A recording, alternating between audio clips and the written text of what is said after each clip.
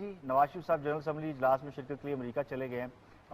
इससे पहले बरतानिया जा रहे हैं, ईद मनाएंगे और 25 सितंबर को बरतानिया से अमेरिका जाएंगे, जहां वो चीनी सदर की मेज़बानी में 2 अलग अलग कॉन्फ्रेंसों में शिरकत करेंगे।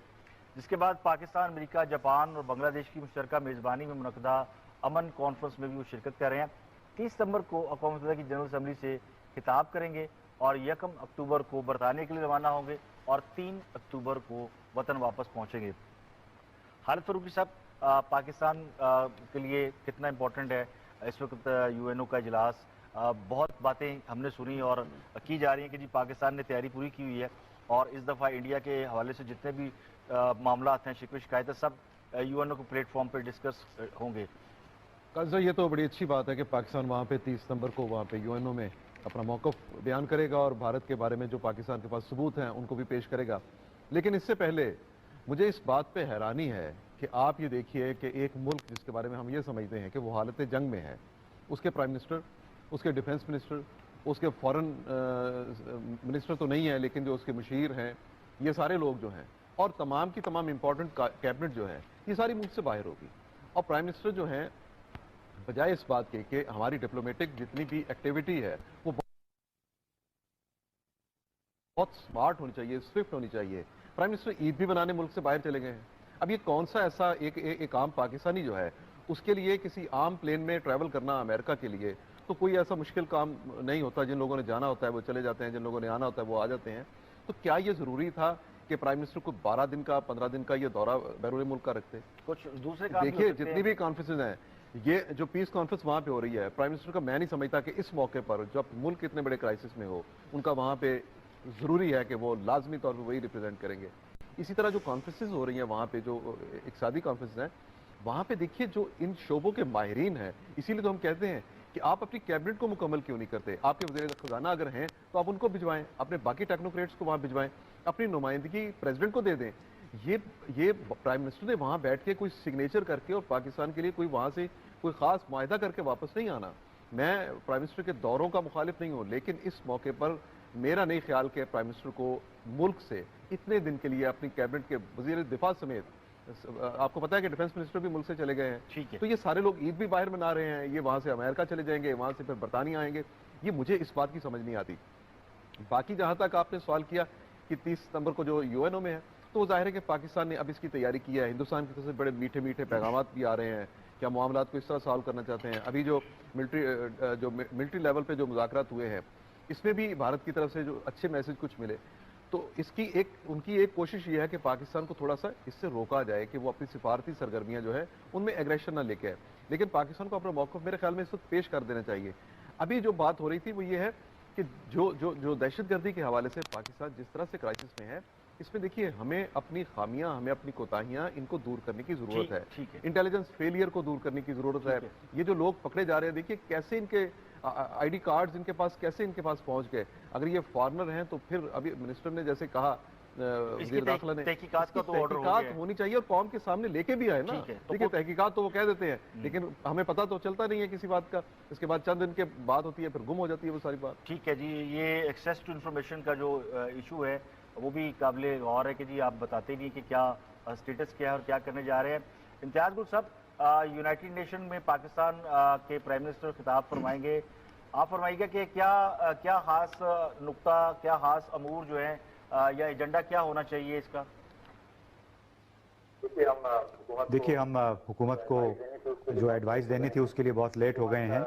हुकूमत मेरा ख्याल है कि 73 अफराद का ये वफ्त वज़ीर आज़म साहब लेके जा रहे हैं और कितना जुल्म है कि एक मुल्क जो कि बज़ाहिर इक़्तिसादी बहरान में भी है, सिक्योरिटी बहरान में भी है, वहाँ से कई साहब, मेरा ख्याल है 2 दर्जन के करीब सहाफ़ी भी इस दौरे का हिस्सा हैं। किस तरह जो गरीब लोगों के जेबों पे डाका डालते हैं ये मुख्तलिफ टैक्सों के ज़रिए, ये वो पैसा है जो कि इस दौरे के इन तमाम अफराद पे अभी खर्च होगा। अब जहाँ तक एजेंडे की बात है, एजेंडा तो मेरा ख्याल है 2 साल पहले सेट हो गया था, बल्कि गुज़िश्ता साल ज़्यादा ज़ोरदार अंदाज में सेट हो गया था। और वो ये था कि काफ़ी अरसे की थोड़ी उसको कहते हैं डिफेंसिव एक पोस्चरिंग के बाद एक बार फिर कश्मीर के मसले पे बड़े ज़ोर शोर से वज़ीर आज़म ने गुज़िश्ता साल खिताब किया था जनरल असम्बली में, और लग यही रहा है कि एक बार फिर यही कुछ किया जाएगा। लेकिन मैं ये समझता हूँ कि वज़ीर आज़म साहब जो मर्जी कर लें, पाकिस्तान के ऊपर एतमाद की बहाली इस वक्त एक बहुत बड़ा चैलेंज मालूम होती है ऐसे हालात में, जबकि आप अंदरूनी खाना एक बहरान का शिकार हैं। दूसरी तरफ आपका जो पड़ोसी मुल्क है जिसके साथ पाकिस्तान की एक लिहाज से असल जंग है, वो सफारती लिहाज से बहुत आगे चला गया है। चाहे वो अफगानिस्तान हो, चाहे अमेरिका हो, चाहे दूसरे ममालिक हों, उसकी पहुंच बहुत दूर तक चली गई है और उसका जवाब हमें पाकिस्तान के अंदर से तलाश करना है। पाकिस्तान के अंदर जो अंदरूनी पॉलिसियाँ हैं हमारी और बैरूनी अफगानिस्तान और इंडिया से मुतालिक पॉलिसी है, उसको किसी न किसी हद तक दुरुस्त करके हासिल करना है। फिर यहाँ पे जो बदनज़मी और जो करप्शन जैसे इल्ज़ामात आते हैं, मिस गवर्नेंस का जो जिक्र आता है, ये तमाम बातें बाहर जाती हैं और उसकी वजह से पाकिस्तान की हुकूमत का जो तशख़्ख़ुस कोई बहुत अच्छा नहीं है। बहुत बड़े चैलेंजेस हैं पाकिस्तान को। आप 73 अफराद का वफ्द ले जाके ये मामलात हल नहीं कर सकते, सिवाय इसके कि ये 10-12 दिन के अक्सर जो लोग हैं वो तलले तलले करके पाकिस्तान के टैक्स गुजारों के पैसों पे वापस आ जाएंगे। ठीक है, ये बड़ा अहम पॉइंट है जी। 73 अफराद के convoy, it's a huge convoy, और जिसमें तो खालिद फरूकी साहब, इम्तियाज गुल साहब कह रहे हैं जी 78 है जी, दुरुस्त कर लीजिए। 78 अफराद जा रहे हैं, तो क्या करने जा रहे हैं? क्या ऐसी कोई जंग लड़ने जा रहे हैं कि जो पूरा कॉन्वॉय लेके जाना पड़ा?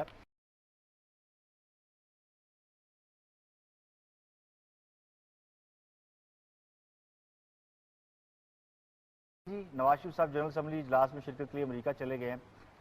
इससे पहले बरतानिया जा रहे हैं, ईद मनाएंगे और 25 सितंबर को बरतानिया से अमेरिका जाएंगे, जहां वो चीनी सदर की मेज़बानी में 2 अलग अलग कॉन्फ्रेंसों में शिरकत करेंगे। जिसके बाद पाकिस्तान, अमेरिका, जापान और बांग्लादेश की मुश्तरका मेज़बानी में मुनक़दा अमन कॉन्फ्रेंस में भी वो शिरकत कर रहे हैं। 30 सितंबर को अक़वाम मुत्तहिदा की जनरल असम्बली से खिताब करेंगे और 1 अक्टूबर को बरतानिया के लिए रवाना होंगे और 3 अक्टूबर को वतन वापस पहुँचेंगे। खालिद फरूकी साहब, पाकिस्तान के लिए कितना इम्पोर्टेंट है इस वक्त यूएनओ का इजलास?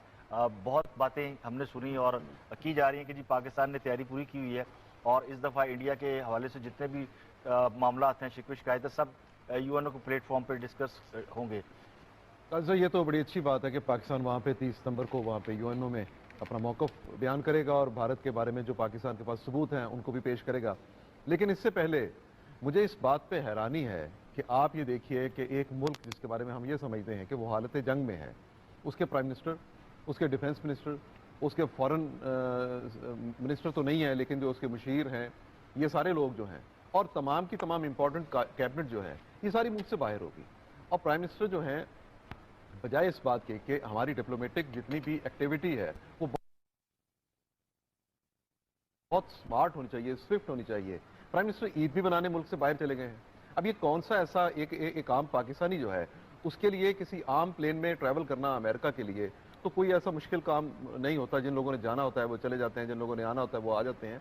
तो क्या ये जरूरी था कि प्राइम मिनिस्टर को 12 दिन का 15 दिन का ये दौरा बैरून मुल्क का रखते? कुछ दूसरे काम देखिए, जितनी भी कॉन्फ्रेंसेज हैं, ये जो पीस कॉन्फ्रेंस वहाँ पे हो रही है, प्राइम मिनिस्टर का मैं नहीं समझता कि इस मौके पर जब मुल्क इतने बड़े क्राइसिस में हो उनका वहाँ पे जरूरी है कि वो लाजमी तौर पर वही रिप्रेजेंट करेंगे। इसी तरह जो कॉन्फ्रेंसेज हो रही हैं वहाँ पे, जो इक़्तिसादी कॉन्फ्रेंस हैं, वहाँ पे देखिए जो इन शोबों के माहिरीन हैं, इसीलिए तो हम कहते हैं कि आप अपनी कैबिनेट को मुकम्मल क्यों नहीं करते? आपके वज़ीर ख़ज़ाना अगर हैं तो आप उनको भिजवाएं, अपने बाकी टेक्नोक्रेट्स को वहाँ भिजवाएं, अपनी नुमाइंदगी प्रेसिडेंट को दे दें। ये प्राइम मिनिस्टर ने वहाँ बैठ के कोई सिग्नेचर करके और पाकिस्तान के लिए कोई वहाँ से कोई ख़ास मुआहदा करके वापस नहीं आना। मैं प्राइम मिनिस्टर के दौरों का मुखालिफ नहीं हूँ, लेकिन इस मौके पर मेरा नहीं ख्याल कि प्राइम मिनिस्टर को मुल्क से इतने दिन के लिए अपनी कैबिनेट के वजीर दिफा समेत, आपको पता है कि डिफेंस मिनिस्टर भी मुल्क से चले गए हैं, ठीक है, तो ये सारे लोग ईद भी बाहर मना रहे हैं, ये वहाँ से अमेरिका चले जाएंगे, वहाँ से फिर बरतानिया आएंगे। ये मुझे इस बात की समझ नहीं आती। बाकी जहाँ तक आपने सवाल किया कि 30 सितंबर को जो यूएनओ में है, तो जाहिर है कि पाकिस्तान ने अब इसकी तैयारी की है। हिंदुस्तान की तरफ से बड़े मीठे मीठे पैगामात भी आ रहे हैं, क्या मामलात को इस तरह सॉल्व करना चाहते हैं। अभी जो मिलिट्री लेवल पे जो मुज़ाकरात हुए हैं, इसमें भी भारत की तरफ से जो अच्छे मैसेज कुछ मिले, तो इसकी उनकी एक कोशिश ये है कि पाकिस्तान को थोड़ा सा इससे रोका जाए कि वो अपनी सिफारती सरगर्मियां जो है उनमें एग्रेशन ना लेके आए। लेकिन पाकिस्तान को अपना मौक़िफ़ मेरे ख्याल में इस वक्त पेश कर देना चाहिए। अभी जो बात हो रही थी वो ये है कि जो दहशतगर्दी के हवाले से पाकिस्तान जिस तरह से क्राइसिस में है, इसमें देखिए हमें अपनी खामियां, हमें अपनी कोताहियां, इनको दूर करने की जरूरत है। इंटेलिजेंस फेलियर को दूर करने की जरूरत है। ये जो लोग पकड़े जा रहे हैं, देखिए कैसे इनके आईडी कार्ड्स इनके पास कैसे इनके पास पहुंच गए? अगर ये फॉरेनर हैं तो फिर अभी मिनिस्टर ने जैसे कहा, वज़ीर दाखिला ने, तहकीकात का तो ऑर्डर हो तहकीकात गया है। होनी चाहिए और कौम के सामने लेके भी आए ना। ठीक है, तो देखिए तहकीकात तो वो कह देते हैं लेकिन हमें पता तो चलता नहीं है किसी बात का। इसके बाद चंद दिन के बात होती है, फिर गुम हो जाती है वो सारी बात। ठीक है जी, ये एक्सेस टू इन्फॉर्मेशन का जो इशू है वो भी काबिल गौर है कि जी आप बताते ही नहीं कि क्या स्टेटस क्या है और क्या करने जा रहे हैं। इम्तियाज गुल साहब, यूनाइटेड नेशन में पाकिस्तान के प्राइम मिनिस्टर खिताब फरमाएंगे, आप फरमाइएगा कि क्या खास नुक्ता, क्या खास अमूर जो है या एजेंडा क्या होना चाहिए इसका? देखिए हम हुकूमत को जो एडवाइस देनी थी उसके लिए बहुत लेट हो गए हैं।